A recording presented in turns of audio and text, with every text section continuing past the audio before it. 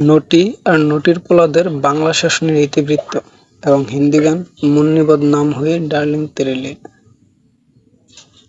মির্জাফরই প্রথম ব্যক্তি যিনি মুন্নি বাই নামের বাইজিকে নর্তকীকে অর্থাৎ একজন নটিকে বিয়ে করে বেগমের মর্যাদা প্রদান করেছিলেন। রাজা, সম্রাট, নবাবরা বহু দাসী মানে ঘরের পরিচারিকাকে বিয়ে করেছেন, যা ইতিহাসে পাওয়া যায়।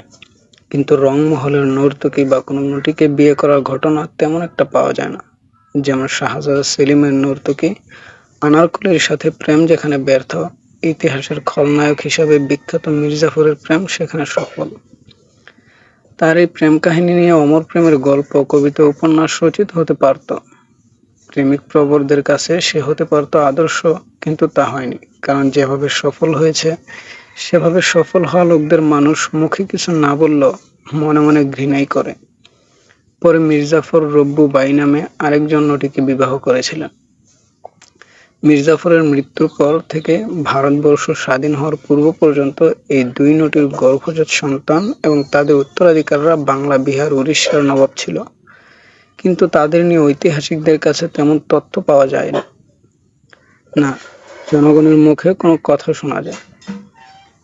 কারণ নটির পোলাদের নিয়ে মাথা ঘামিয়ে ঐতিহাসিকগণ বা জনগণ সময় নষ্ট করতে চায়নি।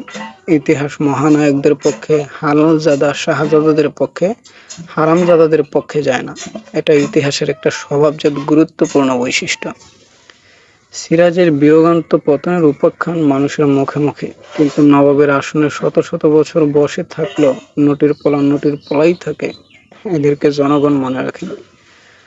2010 সালের জনপ্রিয় হিন্দি গান মুন্নি বদনাম হুই ডার্লিং তেরে লিয়ে।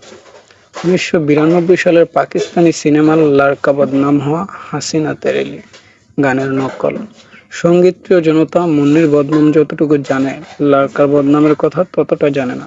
তেমনি জানে না বা মনে রাখেনি শত শত বছর ধরে এই বিশাল এলাকার মসনদে আসিন্দামি শাসনকর্তাদের। স্বাধীনতা যখন থাকে না, গণতন্ত্র যখন থাকে না, তখন নটি আর নটির পোলারা ক্ষমতার মসনদে থাকে। এরপর যখন গণতন্ত্র পুনঃপ্রতিষ্ঠিত হয়, গণতন্ত্রের সূর্য যখন আবার উদিত হয়, তখন অনিবার্যভাবে নটি আর নটির পোলাদের কবরের পাশ দিয়ে জনগণ থুতু দিয়ে তাদের কবরগুলোকে ঘৃণার সাগরে ভাসিয়ে দেয়। এটা ইতিহাস, আর ইতিহাসের অমোঘ শিক্ষা হলো আমরা কেউ ইতিহাস থেকে শিক্ষা নেই না।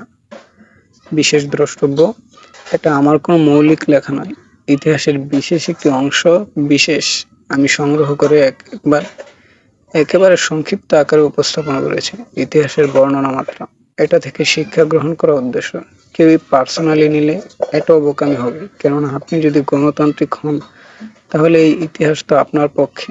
ধন্যবাদ।